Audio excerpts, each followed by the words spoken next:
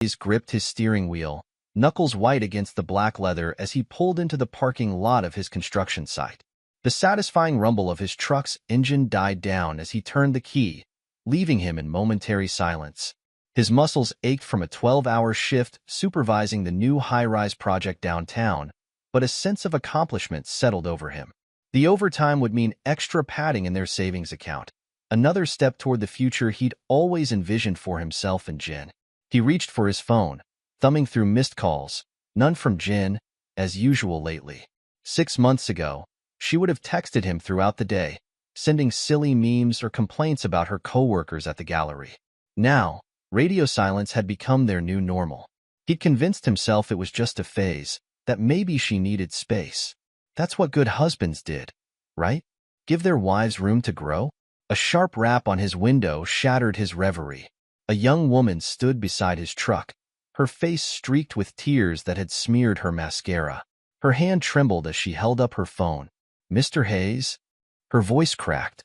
"I need to show you something." Eli lowered his window, frowning at the stranger. "Do I know you?" "No, but I know your wife." She thrust the phone through his window. "And I know what she's been doing while you work yourself to death." The video started playing before Eli could protest. His stomach lurched as he recognized their bedroom. The pale blue walls he'd painted himself, the antique vanity Jen had insisted on buying. But it wasn't the familiar setting that made bile rise in his throat. It was Jen, his wife of 15 years, tangled in their sheets with a silver-haired man Eli had never seen before. "Listen carefully, you pathetic fool." The man's voice dripped with contempt as he stared directly into the camera. "I sleep in your bed every night while you work overtime like an idiot. Your wife begs for me, calls my name instead of yours. How does it feel knowing you're nothing but her personal ATM?" Eli's hands began to shake, but he couldn't look away. The young woman's voice cut through his spiraling thoughts. "That's my father, Clifford Sterling."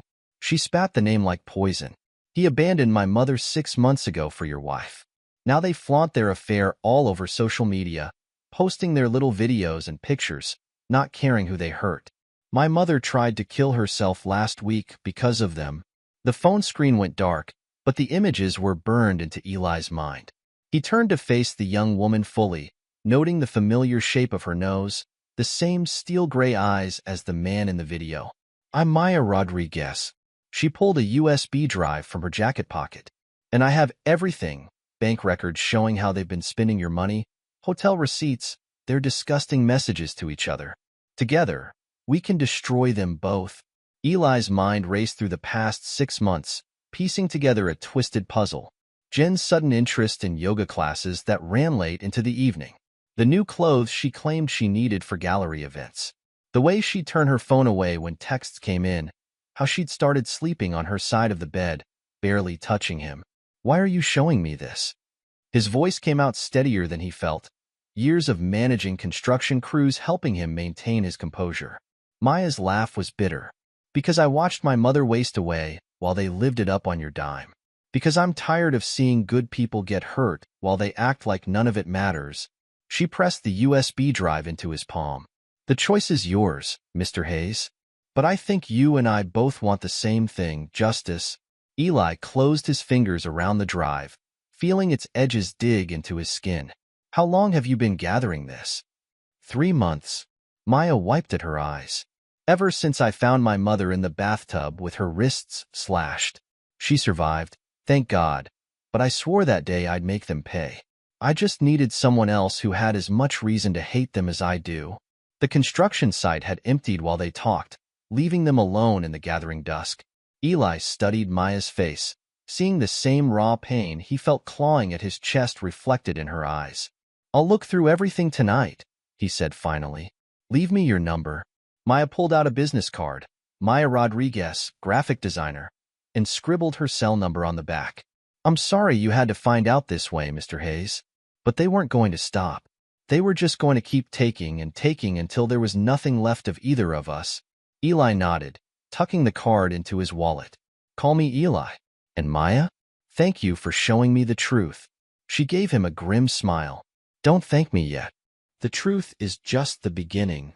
As Maya's footsteps faded across the parking lot, Eli sat motionless in his truck.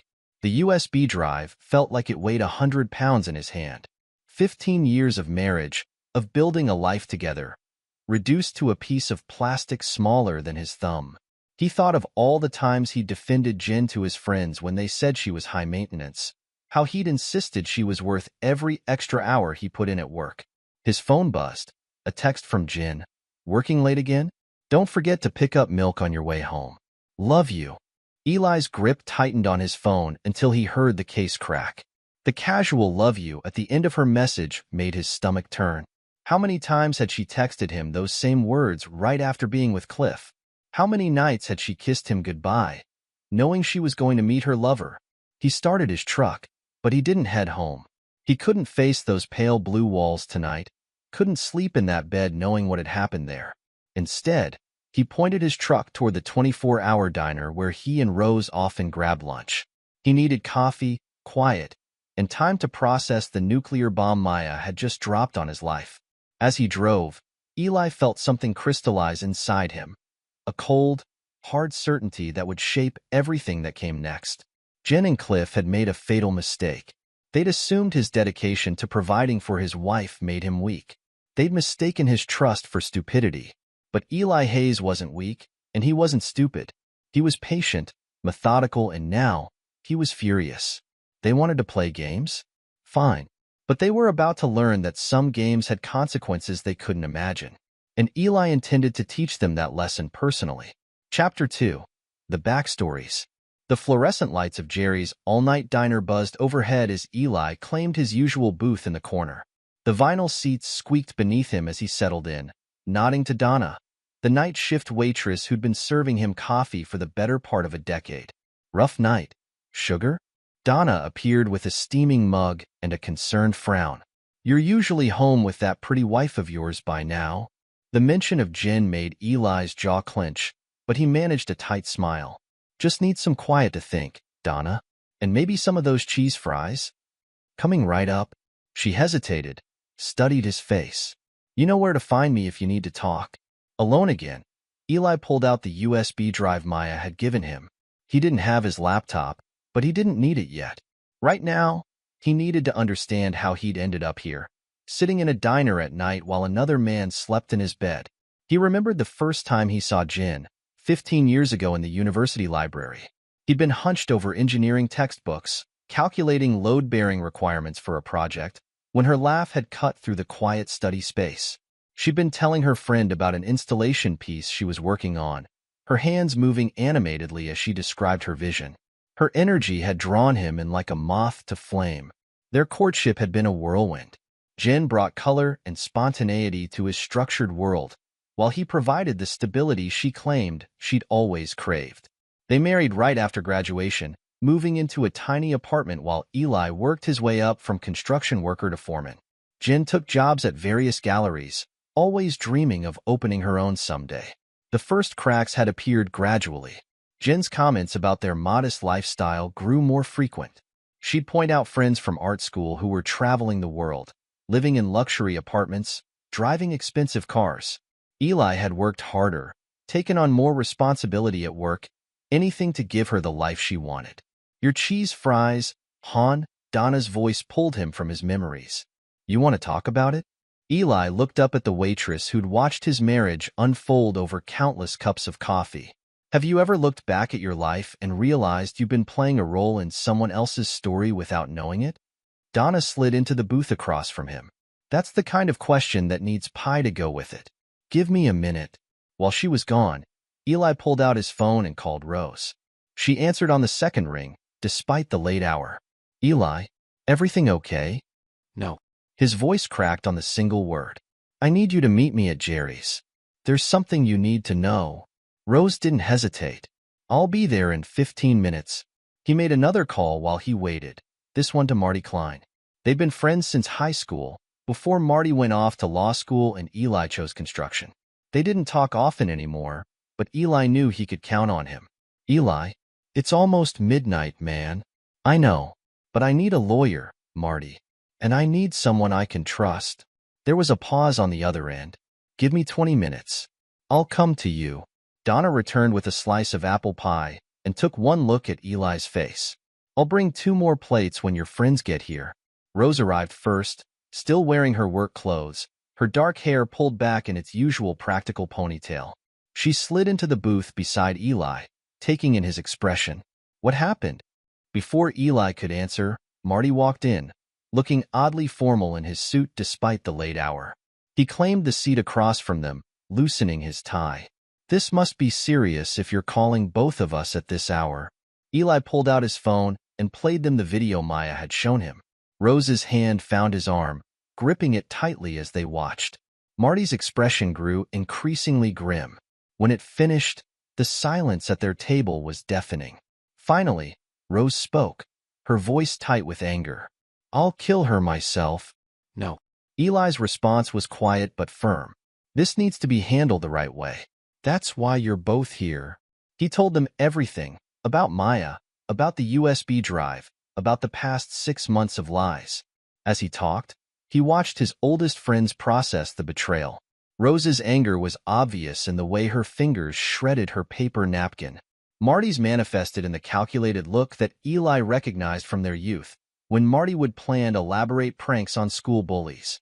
"First things first," Marty said, pulling out his phone to take notes. "Don't confront her yet. Don't let her know you know anything. We need to document everything, build our case. Have you looked at what's on the USB drive?" "Not yet. I came straight here." "Good. We'll do it together.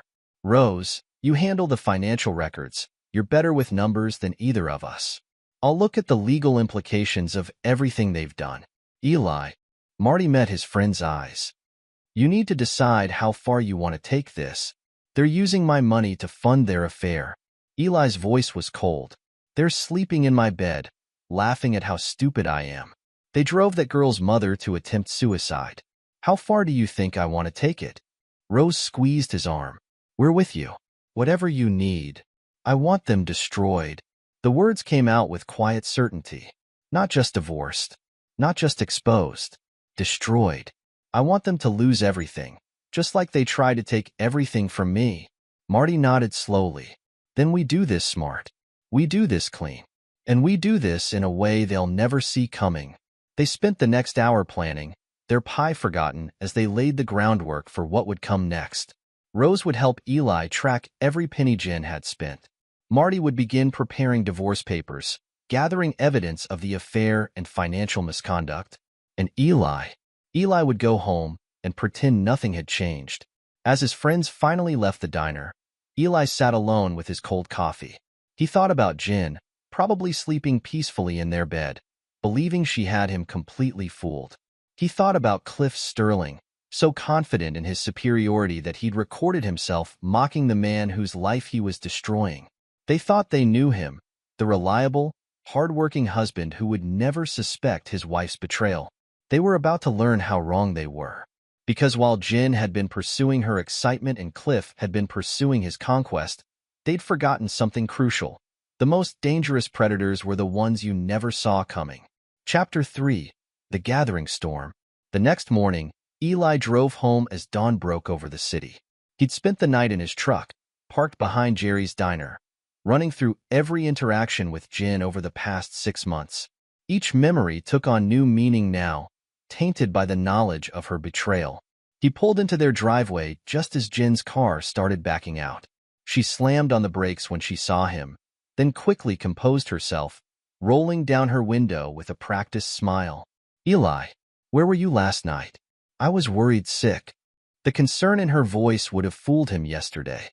Today, he heard the underlying tension, saw the way her eyes darted to check her phone. "Got caught up in work," he said smoothly, remembering Marty's advice to play it cool. "Ended up sleeping in my truck. Sorry I didn't call. You really should take better care of yourself, honey." Jen's tone was perfectly calibrated between caring and dismissive. "I have yoga class this morning, but maybe we can have dinner together tonight?" Yoga class. Eli wondered if Cliff would be waiting for her at some hotel, or if they'd be desecrating his home again. "Sure, dinner sounds good." Jen blew him a kiss and drove away. Eli waited until her car disappeared around the corner before entering their house. The scent of her perfume lingered in the air, mixed with something else, cologne that wasn't his. His stomach churned as he made his way to their bedroom. The bed was made, everything in its place, but Eli saw it differently now. He opened Jin's closet, noting the new designer clothes she claimed were sample sales from the gallery. He checked her jewelry box, counting the pieces he'd given her over the years, wondering how many had been replaced with gifts from Cliff. His phone buzzed, a text from Maya. "Can we meet? I have more information." They arranged to meet at a coffee shop across town, far from anywhere Jin might go. Maya was already waiting when he arrived, her laptop open on the table. "I've been monitoring their social media," she said without preamble. "They're getting bolder. Look at this." She turned the screen toward him. There was Jin, his wife, posed on a hotel balcony in a dress he'd never seen, champagne glass in hand. The caption read, "Living my best life with my soulmate." The photo was tagged with a private account, Cliff's, presumably. When was this? Eli's voice was steady, but his coffee cup creaked in his grip. 3 days ago.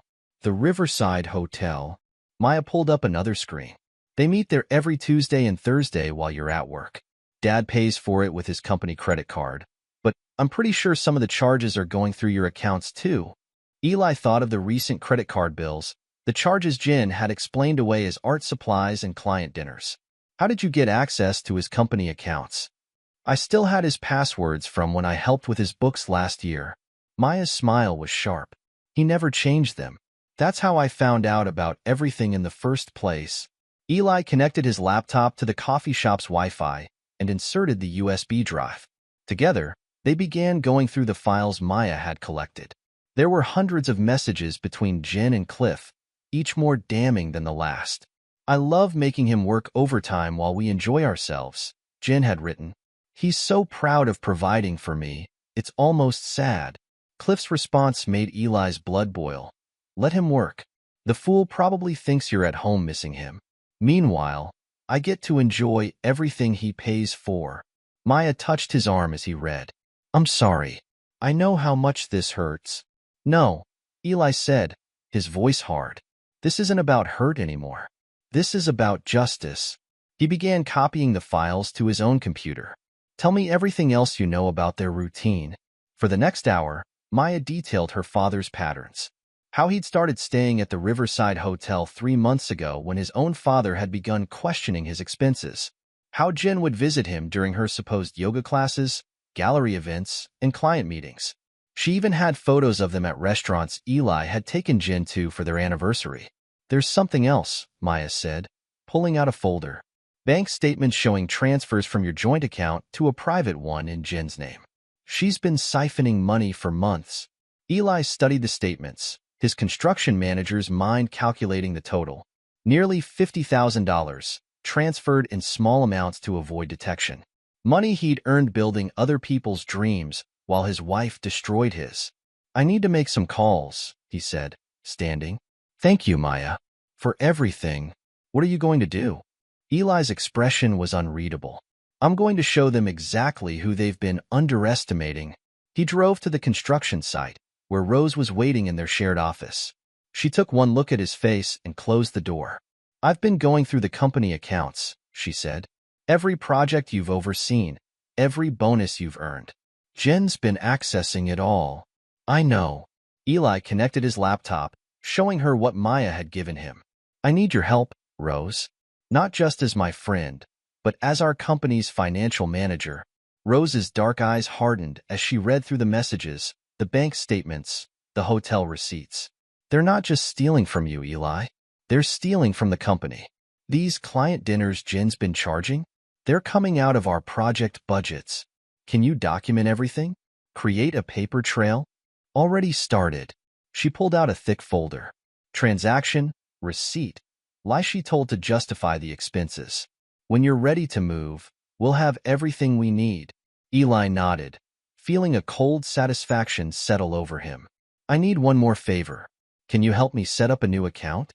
Something secure, somewhere Jin can't access?" "Consider it done." Rose squeezed his shoulder. "What's your next move?"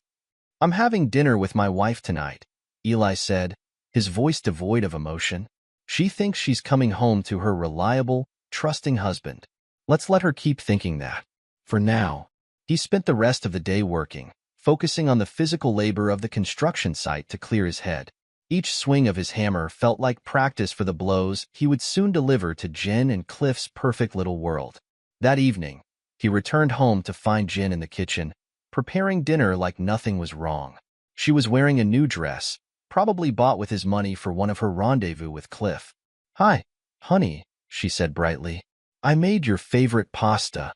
Eli forced himself to smile, to kiss her cheek, to play the role of devoted husband one last time. He sat at their dining table, eating food prepared by hands that had touched another man, listening to her chatter about her day. "The gallery's been so busy," she said, topping off his wine glass. "I might have to start staying late more often." "Whatever you need to do," he replied, thinking of the hotel receipts, the secret account, the videos of her laughing at his expense. "I trust you completely." Jen's smile faltered for just a moment. So briefly he might have missed it if he hadn't been watching for it. But he saw it, and he knew. She was wondering if he suspected, if she pushed too far. Then her mask slipped back into place, perfect and practiced. "That's why I love you," she said sweetly. "You always understand."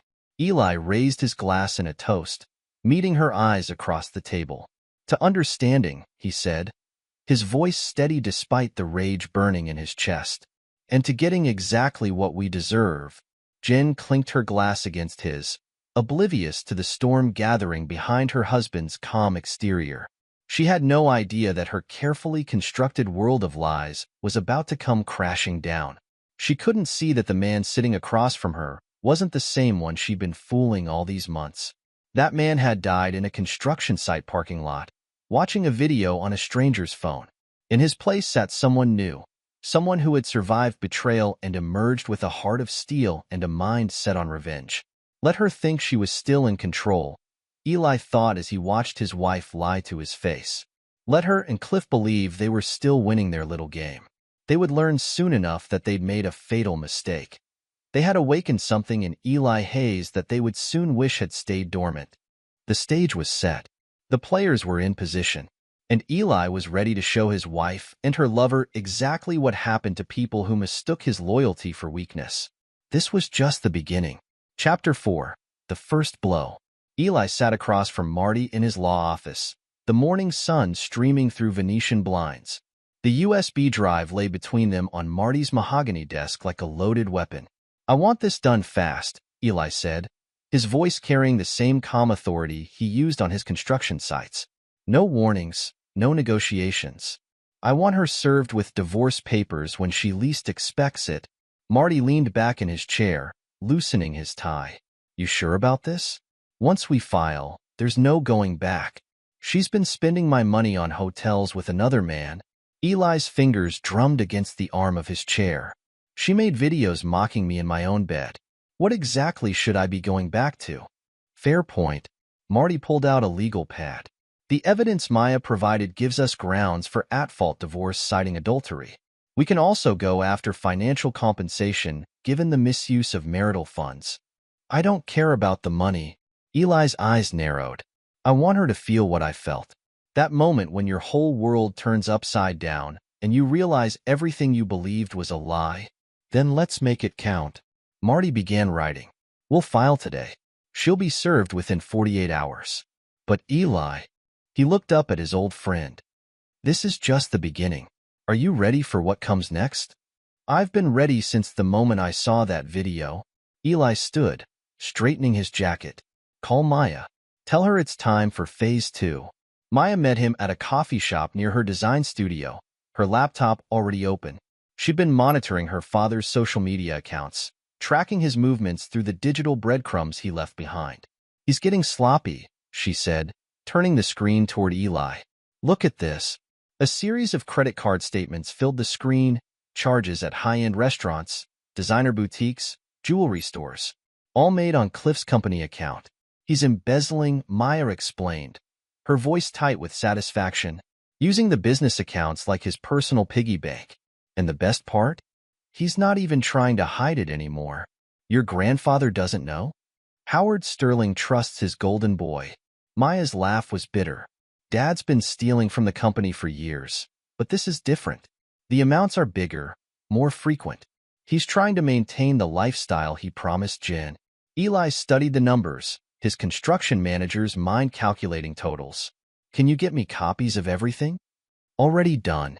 Maya handed him a fresh USB drive. Bank statements, credit card records, even emails where he admits to moving money around. He's always been arrogant, but this?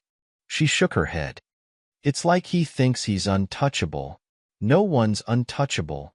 Eli pocketed the drive. Not even Cliff Sterling. Back at work, Eli maintained his routine. He arrived early, stayed late, took extra shifts just as he always had. But now each overtime hour served a different purpose. Let Jin think he was working himself to exhaustion providing for her. Let her believe she still had him fooled. Rose watched him with growing concern. She'd known Eli for years, had seen him handle impossible deadlines and difficult clients without breaking a sweat. But this new version of him, this coldly focused man who worked, was something else entirely. You're scaring the crew, she told him one afternoon, closing his office door. They've never seen you like this. Like what? Like you're made of stone. Rose perched on the edge of his desk. I get it, Eli. What she did. What they both did. It's unforgivable. But you can't let it consume you. Eli looked up from his computer, where he'd been reviewing the evidence against Cliff. You know what Jin said to him in one of their messages? She called me her walking ATM, said I was too stupid to notice what was happening in my own house. His voice remained steady, but his eyes blazed. They're going to learn exactly how stupid I'm not. Rose reached for his hand, but he pulled away, standing to face the window overlooking the construction site below. I appreciate your concern, he said, his back to her. But I need to handle this my way. And what way is that? The way that ensures they never recover from what comes next. That evening, Eli drove home to find Jin waiting. She wore a new dress, probably bought with his money for one of her rendezvous with Cliff, and had prepared his favorite meal. I thought we could have a nice dinner together, she said, pouring wine. We've both been so busy lately. Eli sat at the table, watching her play the role of devoted wife. How many times had she done this? How many nights had she cooked him dinner, kissed him goodbye, then rushed to meet her lover? You seem distracted, Jin said, reaching for his hand. Is everything okay at work? Just thinking about the future. Eli took a bite of food he couldn't taste. About choices and consequences, Jin's perfectly manicured fingers tightened around her wine glass. What do you mean? Nothing specific. He gave her the same smile he'd given countless difficult clients. Just philosophical musings. Later, after Jin had gone to bed, Eli sat in his home office reviewing the divorce papers Marty had prepared. They were comprehensive, detailing Jin's infidelity and financial misconduct in cold, legal language. Tomorrow morning, while she was at her supposed yoga class, actually a standing appointment at the Riverside Hotel with Cliff, a process server would be waiting. He opened his laptop, logging into the private email account he'd created. Following Maya's instructions, he began composing a message to Howard Sterling, attaching carefully selected evidence of his son's embezzlement. Dear Mr. Sterling, he typed, as a concerned employee of Sterling Enterprises, I feel compelled to bring certain irregularities to your attention. Eli worked through the night, meticulously building the first strand of his web. By morning, he had sent anonymous tips to Sterling Enterprises' board of directors, the company's auditors, and several financial journalists known for investigating corporate fraud. The trap was set. Now, all he had to do was wait for his unfaithful wife and her lover to walk right into it. Chapter 5. The trap is set.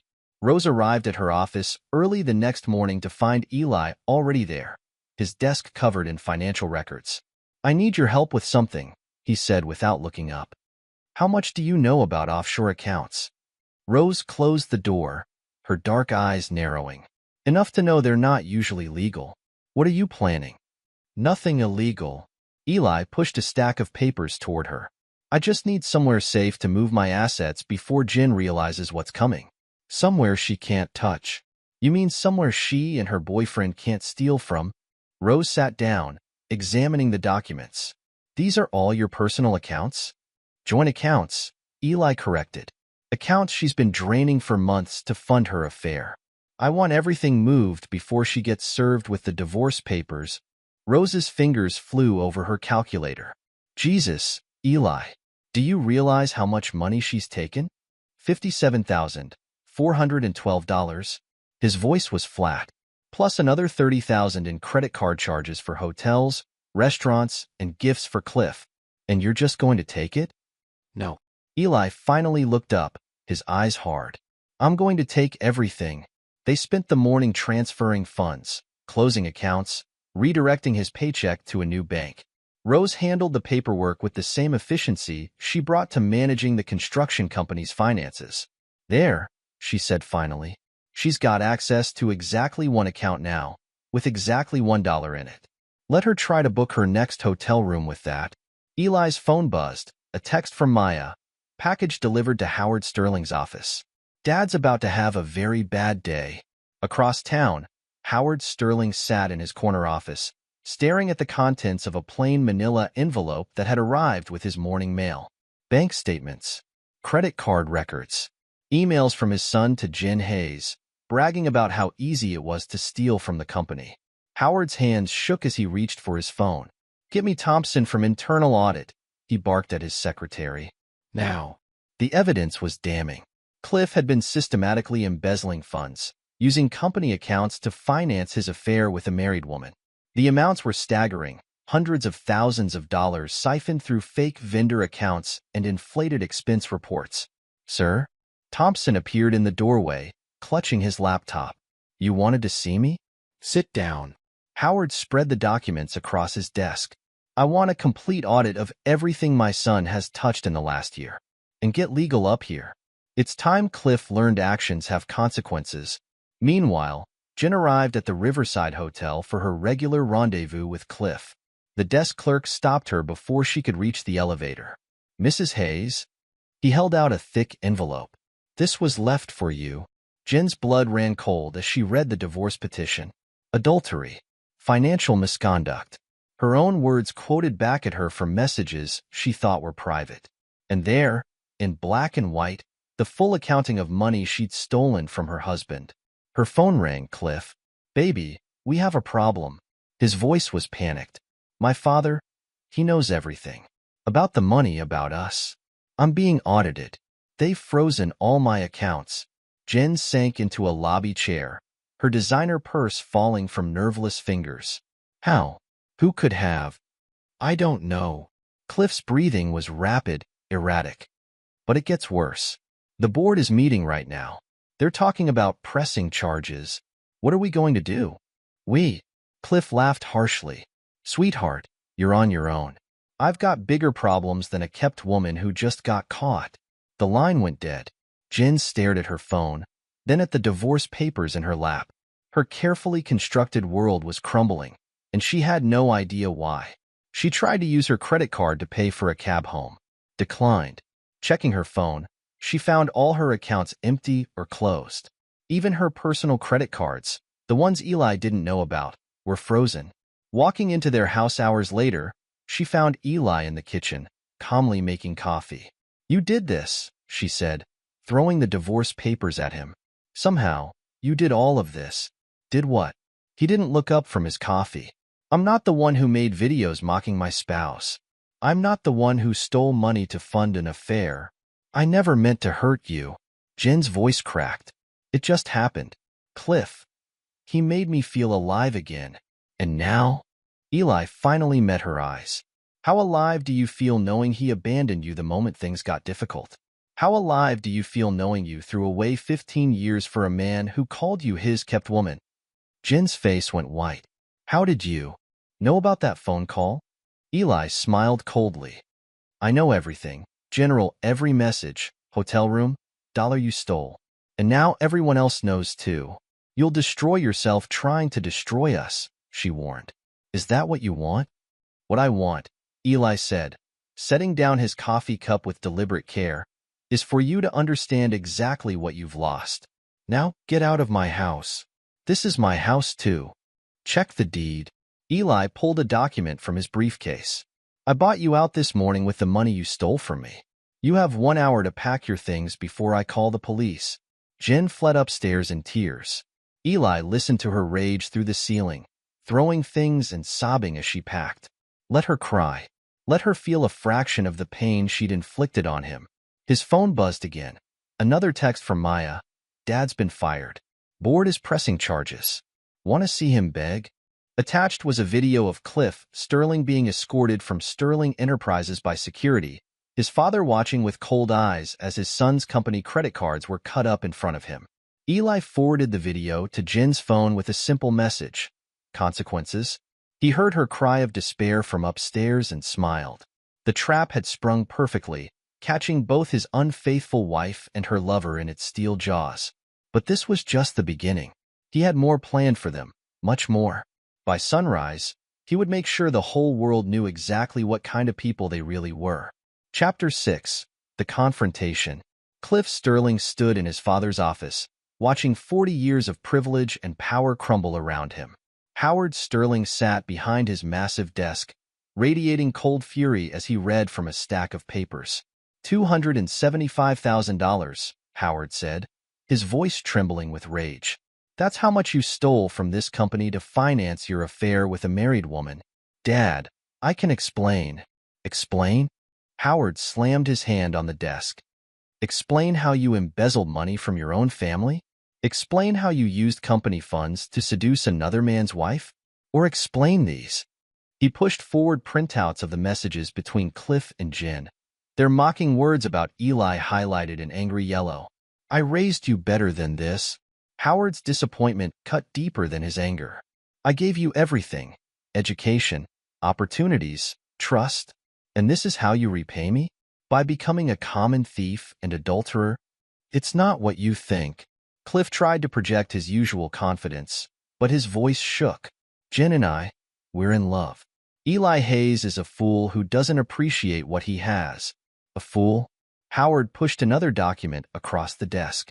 This fool just sent our board of directors a complete accounting of your theft. This fool has evidence that could send you to prison. Still think he's as stupid as you claimed in these messages? Cliff sank into a chair, his arrogance finally cracking. What are you going to do? Me? Nothing. Howard stood, straightening his tie. The board has already voted. You're fired, effective immediately. And the company will be pressing charges. You can't be serious. Cliff jumped up. I'm your son.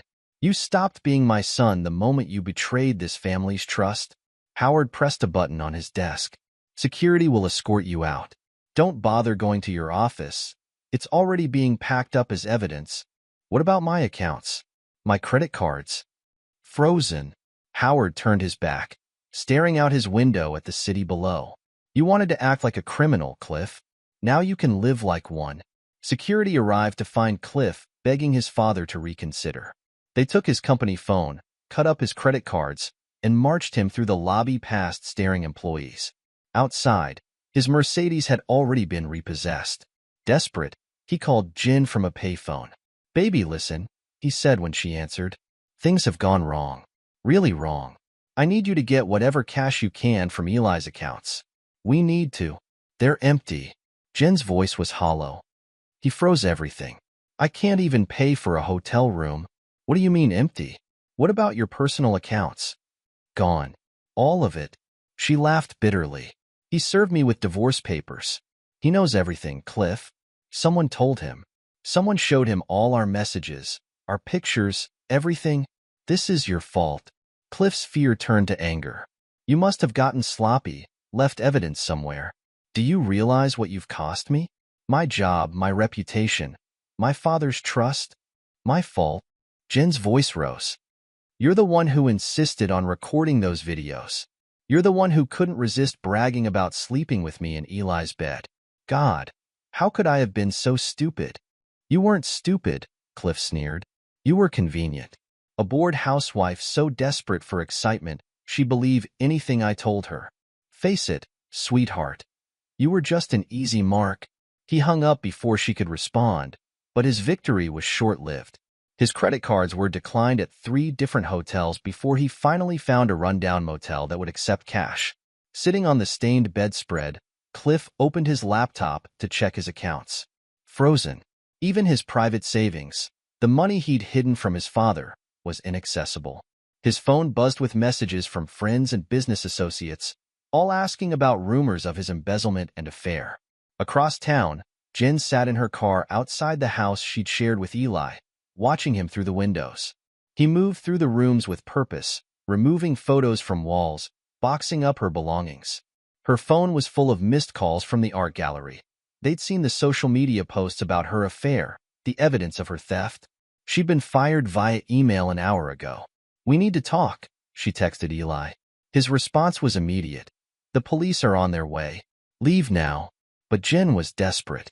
She got out of her car and marched to the front door, pounding on it with both fists. "Eli, please, just let me explain." The door opened, but it wasn't Eli. It was Rose. "He doesn't want to talk to you," Rose said, blocking the doorway. "And after what you did, I don't blame him. This is my home." Jen tried to push past her. "You can't keep me out." "Actually, we can." Rose held up a document. "This is a restraining order. You come within 100 feet of Eli or this house again, you'll be arrested. He's my husband." "Not for long." Rose's voice was cold. "Did you really think you could hurt him like this and get away with it? Did you think he'd just keep working himself to death while you spent his money on your lover?" Jen stepped back, suddenly afraid of the hatred in Rose's eyes. "I never meant—" "Save it for someone who cares." Rose started to close the door, then paused. "You know what your biggest mistake was? Thinking Eli was weak because he was kind. You're about to learn just how wrong you were." The door slammed in Jen's face. Through the window, she saw Eli appear beside Rose, his arm around her shoulders as they watched Jen retreat to her car. Later that night, Jen sat in a cheap motel room, much like the one Cliff had found, scrolling through social media on her phone. Someone, she suspected Maya, had leaked their private messages onto every platform. Her Instagram was flooded with comments calling her a thief, a whore, a gold digger. The art world contacts she'd cultivated over years were publicly denouncing her. Her phone rang, an unknown number. "Hello? Mrs. Hayes?" A journalist's voice. "Would you care to comment on the allegations of theft and adultery? Or about Cliff Sterling's embezzlement from Sterling Enterprises?" Jen hung up, but the damage was done. Her phone kept ringing. Reporters, former friends, angry strangers who'd seen the viral posts about her affair. She turned it off and curled up on the bed, finally understanding the magnitude of what she'd lost. In his home office, Eli watched the chaos unfold on his computer screen. Maya had done her job well. The evidence was everywhere, impossible to deny or explain away. His phone buzzed with a text from Marty. "Divorce papers are filed. Given the evidence, she won't get a penny. Want me to go after Cliff for alienation of affection?" Eli smiled grimly as he typed his response. "Hit them with everything. No mercy." He opened his email to find a message from Howard Sterling himself. "Mr. Hayes, I want to apologize personally for my son's reprehensible behavior. Rest assured, Sterling Enterprises will cooperate fully with any legal action you choose to pursue. Some men, like my son, only learn through consequences. I respect how you've handled this situation. Regards, Howard Sterling." Eli forwarded the email to Maya, adding, "Your father's kingdom is burning. Are you satisfied?" Her response came quickly. "Not yet, but I'm enjoying the show."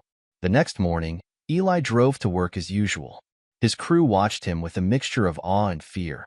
They'd all seen the social media posts, all heard about what Jen and Cliff had done. But their boss showed no sign of the turmoil. He ran the site with the same iron control he'd always had, his orders precise and uncompromising. Only Rose saw the satisfaction in his eyes when reports came in about Cliff being denied entry to his favorite clubs, about Jen's failed attempts to access their old accounts. She watched him build his construction projects with the same methodical attention he'd used to dismantle his enemies' lives. Was it worth it? She asked him at the end of the day. Eli looked out over his construction site, where his crew was finishing up their work. "They thought I was nothing but a walking ATM," he said quietly. "A fool they could use and discard. Now they know better." His phone buzzed, another text from Jen, begging to talk. He deleted it without reading it, just as he deleted all her other messages. Let her beg. Let her cry. Let her and Cliff both learn what happened to people who mistook his kindness for weakness. The trap had sprung perfectly, leaving them both broken and exposed. But Eli felt no pleasure in their pain, no joy in their destruction. He felt only a cold satisfaction that justice had been served, that the price of betrayal had been paid in full. They had played their game, thinking him too blind or too stupid to notice. Now they would live with the consequences of underestimating Elijah Hayes. Chapter 7. The Unraveling. Detective Ray Maxwell studied the evidence board in his office, connecting red strings between photos of Eli Hayes, Jen Hayes, and Cliff Sterling. 20 years on the force had taught him to trust his instincts, and something about this case made his cop senses tingle. Run it down for me again, he told his partner, Detective Sarah Chon. 6 months ago, Cliff Sterling leaves his wife for Genevieve Hayes, Chin recited, pointing to the timeline. They begin an affair, spending money from both Eli Hayes' accounts and Sterling Enterprises. Then suddenly, everything falls apart. Too suddenly, Maxwell mused. First the anonymous tips to Howard Sterling about his son's embezzlement. Then the social media expose, the divorce filing, the financial freeze. It's all too coordinated. You think Hayes orchestrated it? I think someone smart enough to run multi-million-dollar construction projects isn't going to just roll over when his wife cheats on him. Maxwell tapped Eli's photo. The question is, can we prove it? Their discussion was interrupted by a knock. Officer Jenkins stood in the doorway, holding a file. You're going to want to see this, Detective. We just got an anonymous tip about Cliff Sterling. Someone sent footage of him threatening Jen Hayes, plus evidence of illegal gambling operations he's been running out of that motel he's staying in. Maxwell took the file, his frown deepening as he reviewed its contents. The video quality was professional grade, clearly taken from hidden cameras. Sterling appeared drunk, raging at Jen about ruining his life. Get me everything you can on Hayes' movements for the past month, he told Chin. Bank records, phone logs, anything. Whoever's dismantling Sterling's life piece by piece. I bet we'll find Hayes' fingerprints somewhere. Across town, Eli sat in Marty's office, reviewing the latest developments. Detective Maxwell's been asking questions, Marty said, loosening his tie. He's smart, experienced. We need to be careful. Let him ask. Eli's voice carried the same authority he used on his construction sites. Everything we've done is legal. The evidence against Cliff came from legitimate sources. The social media posts were all public information. Even the surveillance footage was obtained with proper permits. And the anonymous tips? Concerned citizens have a right to report suspicious activity. Eli's smile was cold. Besides, Maya's handling that part. Everything traces back to encrypted accounts she set up months ago. Marty leaned back, studying his old friend. You've thought of everything, haven't you? They thought I was stupid, Marty. A dumb construction worker they could use and discard. Now they're learning exactly how wrong they were. Meanwhile, Cliff Sterling paced his motel room, empty whiskey bottles littering the floor. His laptop showed his dwindling bank accounts. What little money he had left after his father cut him off was disappearing fast. His phone rang, an unlisted number. Mr. Sterling? A reporter's voice. Care to comment on the allegations about your illegal gambling operation? Or the video of you threatening your former mistress? Cliff hurled the phone against the wall. How? How had they gotten footage from inside his room? Who was watching him? A knock at his door made him jump. 2 uniformed officers stood outside. Mr. Sterling? Detective Maxwell would like to speak with you downtown. As they led him away in handcuffs, Cliff caught a glimpse of Maya watching from across the street, her phone raised to record his humiliation. The pieces finally clicked into place. Hayes, he muttered. It was Hayes all along. At the construction site, Rose found Eli in his office, reviewing project specs with his usual focused intensity. They arrested Cliff, she said, closing the door. It's all over the news, illegal gambling, threats of violence, evidence of ongoing fraud. They're saying he could face serious time. Good. Eli didn't look up from his blueprints. Maybe prison will teach him not to take other men's wives. Jen called me. Rose continued carefully. She's desperate, Eli. The gallery fired her. No one will hire her after the scandal. And Cliff's motel kicked her out when he was arrested. She's sleeping in her car. Now Eli did look up, his eyes hard. And And nothing. I told her she made her choice 6 months ago. I just thought you should know.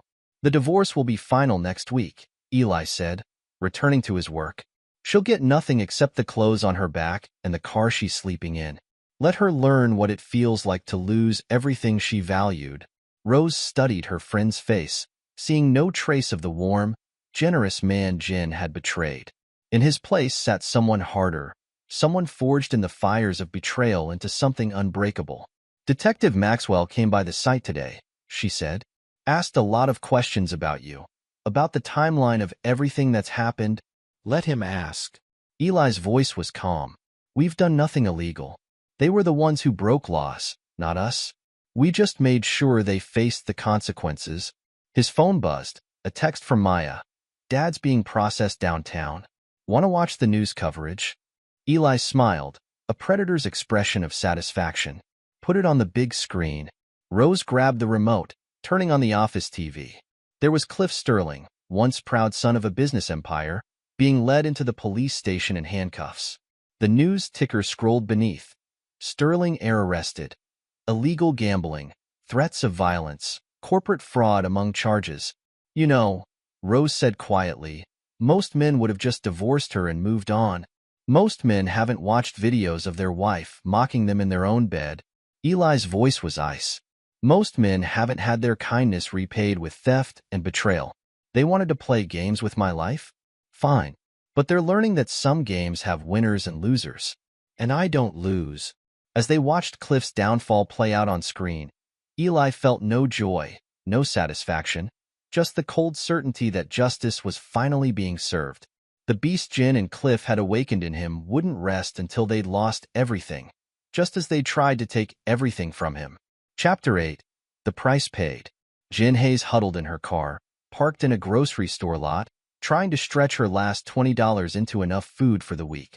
Her phone, now restricted to a basic prepaid plan, showed another missed call from her lawyer. Not that it mattered. The evidence Eli had gathered left her no legal options, no way to contest the divorce or claim any marital assets. A tap on her window made her jump. Maya stood outside, her expression unreadable. We need to talk, Maya said. Coffee's on me. 10 minutes later, they sat in a nearby diner, Jin clutching a cup of cheap coffee like a lifeline. Why are you here? She asked. Come to gloat? No. Maya's voice was steady. I came to make sure you understand exactly what you've lost. See, I watched my mother try to kill herself because of what you and my father did. I watched her world collapse while you posted pictures of champagne brunches and luxury hotels. Maya, don't. Maya held up a hand. I'm not interested in your excuses. I just want you to know that everything happening now, the social media exposure, the financial ruin, the public humiliation, you earned this. You and my father thought you could treat people like toys to be played with and discarded. Now you're learning that actions have consequences.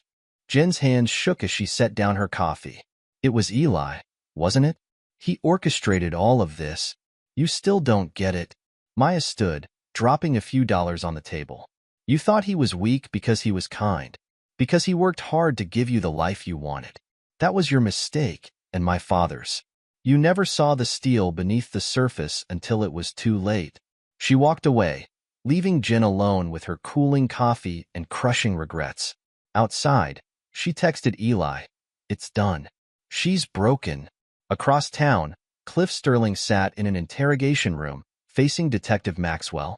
We have you on video threatening Miss Hayes, Maxwell said, spreading photos across the table. We have evidence of illegal gambling operations, wire fraud, embezzlement. Want to tell me your side? This is all Hayes, Cliff spat. He set me up. He's been systematically destroying my life. Really? Maxwell raised an eyebrow. Because our evidence suggests you destroyed your own life. You stole from your father's company. You ran illegal games. You threatened violence against your mistress. Mr. Hayes simply provided evidence of crimes you were already committing. He had no right. Actually, as a citizen reporting criminal activity, He had exactly that right. Maxwell gathered his photos. You're looking at serious time, Mr. Sterling. Might want to rethink that attitude. Left alone, Cliff slumped in his chair. How had it come to this? 6 months ago, he'd had everything: money, power, a beautiful mistress who worshipped him. He'd felt invincible, untouchable. Now he sat in a police station, facing years in prison, his reputation and future destroyed. His lawyer entered, looking grim. They have you cold, Cliff. The evidence is overwhelming. Best we can hope for is a plea deal. What about my father? Surely he won't let this happen. Howard Sterling issued a statement an hour ago. He's publicly disowning you, cutting all ties to protect the company's reputation. Cliff felt the last pieces of his world crumble. In the space of a few months, he'd lost everything: his money, his freedom, his father's respect. All because he'd underestimated a man he'd dismissed as a simple construction worker.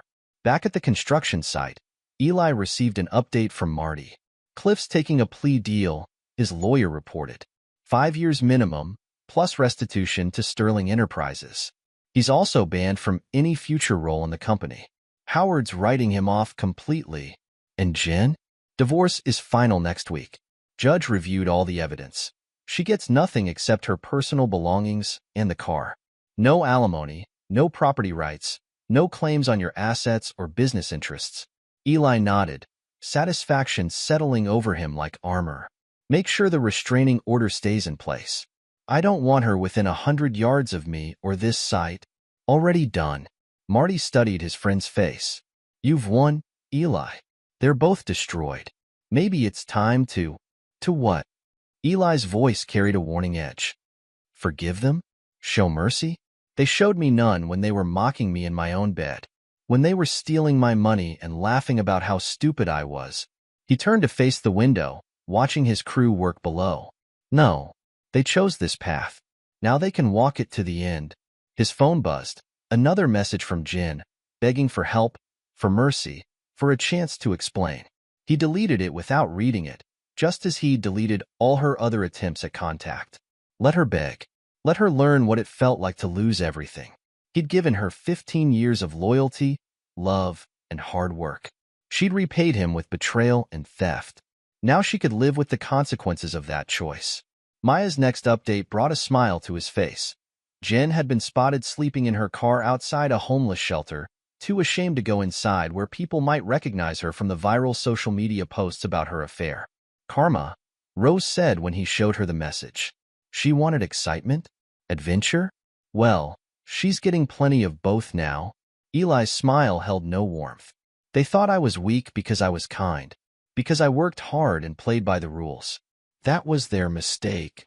He turned back to his blueprints, the plans for his next construction project laid out with the same precision he'd used to dismantle his enemies' lives. I wasn't weak. I was patient. And now they're learning exactly what that patience has cost them. Chapter 9. The New Dawn.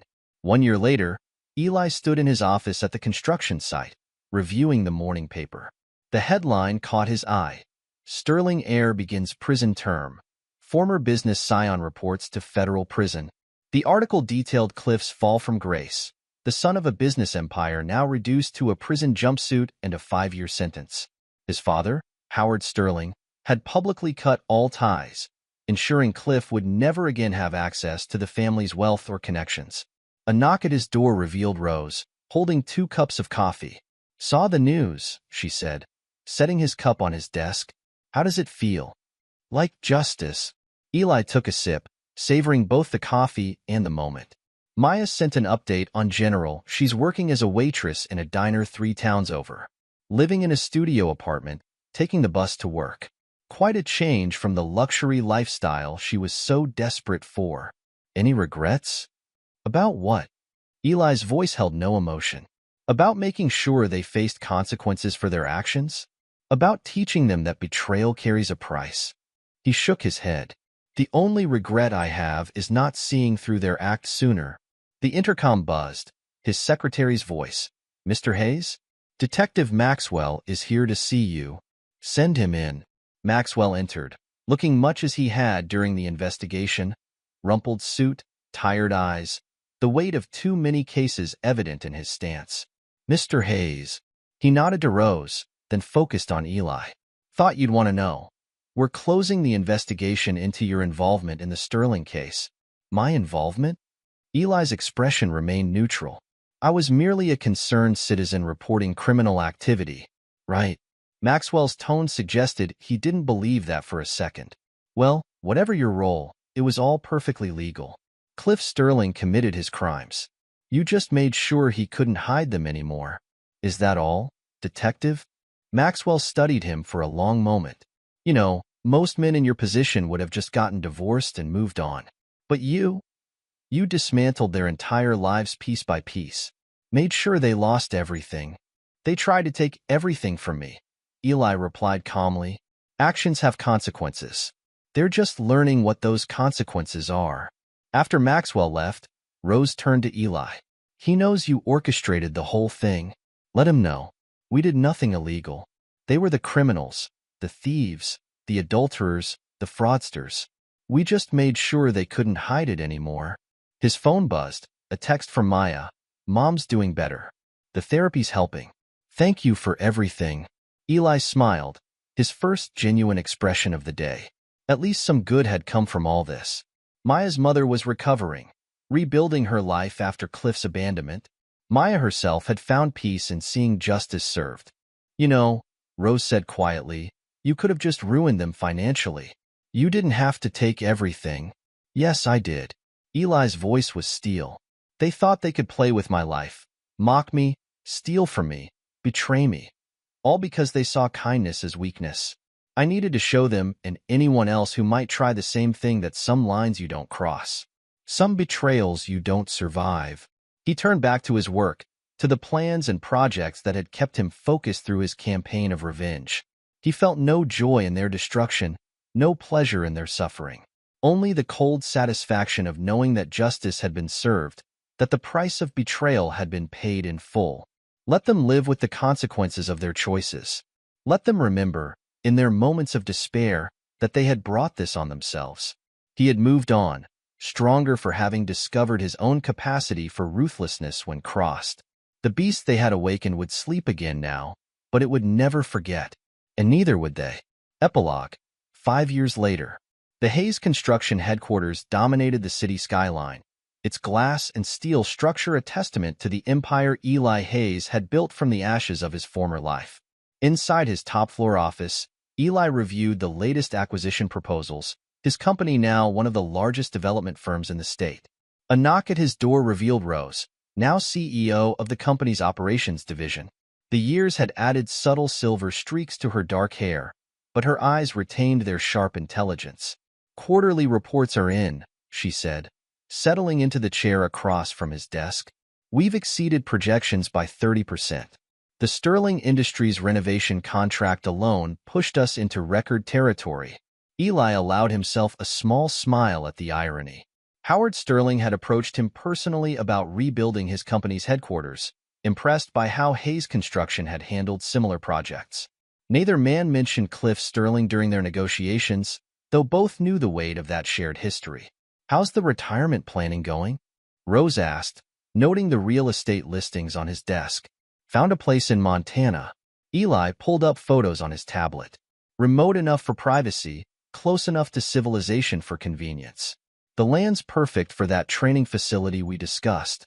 The facility was his latest project, a center for helping victims of financial abuse rebuild their lives. The idea had come from watching Maya Rodriguez transform her pain into purpose over the years. Speaking of Maya, his phone buzzed with her weekly update. She'd started her own consulting firm specializing in digital security and financial protection, turning the skills she'd honed during their revenge campaign into a legitimate business. Her mother, Elena, had fully recovered and now ran support groups for survivors of emotional and financial abuse. "Have you seen this?" Rose handed him a tablet open to a news article. The headline read, "Former Sterling heir denied parole. Board cites lack of remorse."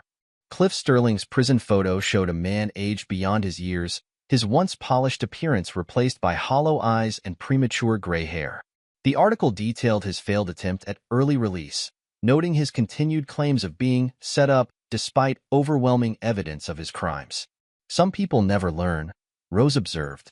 No, they don't. Eli set aside the tablet. Any word on Jin? Rose pulled up another file on her tablet. Their network of contacts still monitored his ex-wife, more out of habit than necessity now. Still working at that diner in Portland. Lives in the same studio apartment, takes the same bus to work. She tried online dating last month, but the guy found those old social media posts about the affair. That was the end of that. Eli felt no satisfaction in Jin's continued struggles, but no pity either. She'd made her choices, betrayed his trust, mocked his devotion. Her current life was the natural consequence of those decisions.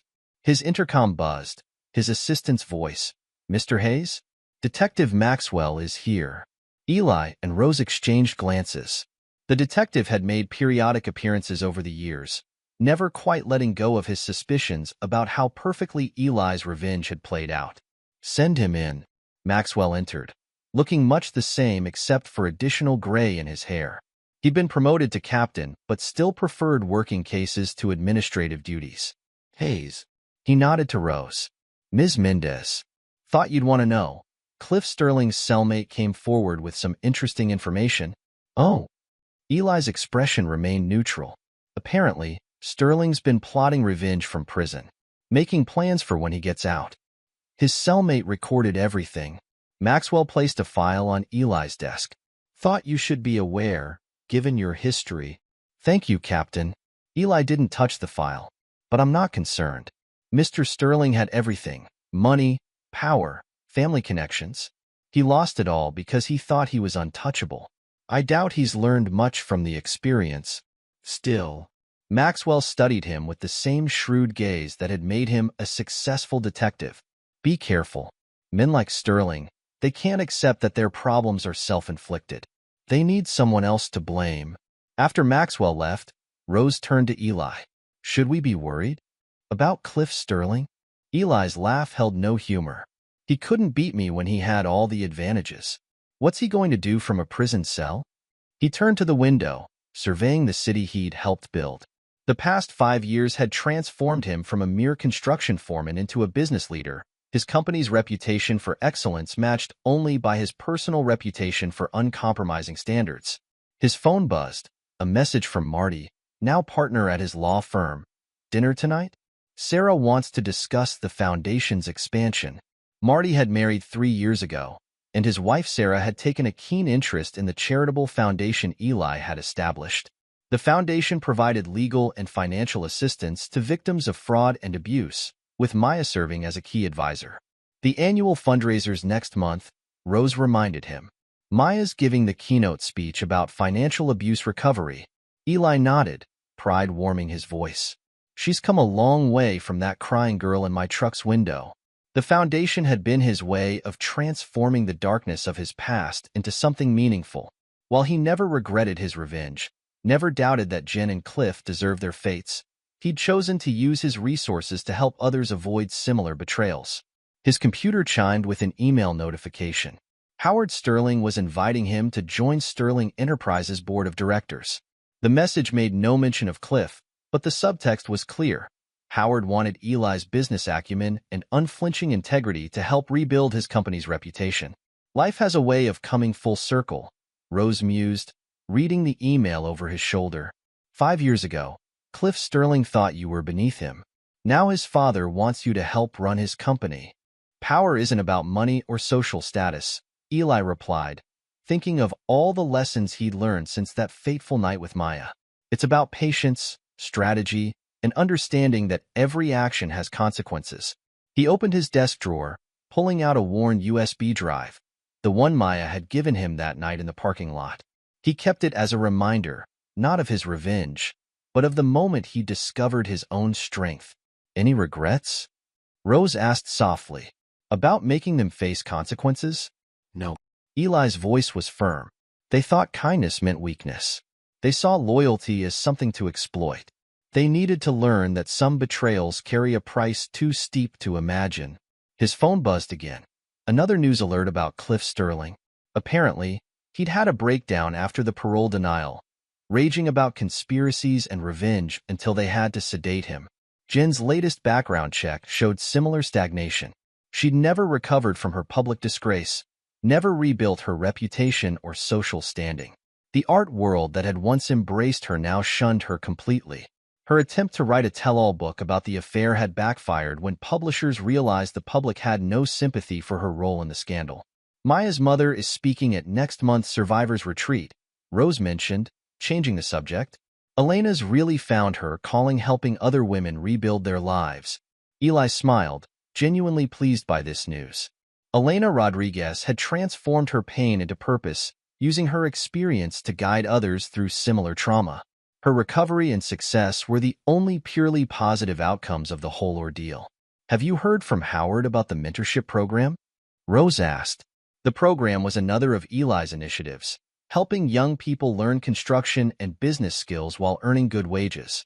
He'd started it after reflecting on his own journey from foreman to CEO. We're expanding to 3 more cities next year. Eli pulled up the proposal on his tablet. Howard's matching our funding. He seems determined to rebuild his family's legacy the right way. The irony wasn't lost on either of them. Howard Sterling had lost a son but gained a business partner who embodied everything he'd hoped Cliff would become. Hardworking, ethical, focused on building rather than taking. Eli's assistant buzzed again. Mr. Hayes? The board meeting starts in 10 minutes. As they gathered their materials, Rose paused at the door. You know, some people might say you went too far. That destroying them so completely was excessive. Maybe. Eli straightened his tie, the same precise motion he used on construction sites. But they didn't just betray my trust. They mocked it, celebrated it, thought my devotion to hard work and loyalty made me weak. His eyes hardened. They needed to learn that kind and weak aren't the same thing. That some men build slowly, carefully, but what they build can either shelter you or bury you. Together they headed to the boardroom, their footsteps echoing through the headquarters Eli had built from the ground up. The view from the conference room showcased dozens of Hayes construction projects, each one a testament to what patience, skill, and unflinching determination could achieve. Later that evening, Eli sat in his home office, reviewing photos Maya had sent from her latest security consulting job. She'd built her own success story, turning the skills honed in revenge into a thriving business helping others protect themselves from fraud and exploitation. His phone lit up with a text from an unknown number. Jin, using yet another burner phone. Please, I need help. Just talk to me. He blocked the number without responding, just as he'd blocked countless others over the years. Let her live with her choices. Let her remember, with each bus ride to her waitress job, with each night in her tiny apartment, exactly what her betrayal had cost her. Cliff Sterling's prison photo stared from the newspaper on his desk. 5 years had transformed the once proud businessman into a bitter inmate ranting about revenge.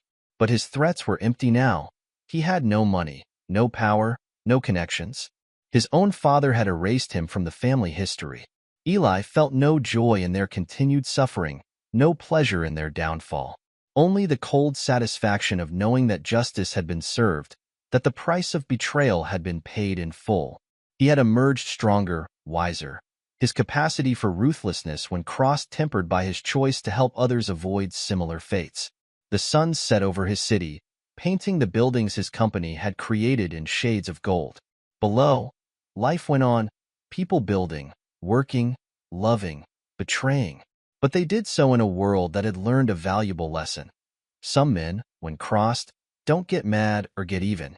They get everything.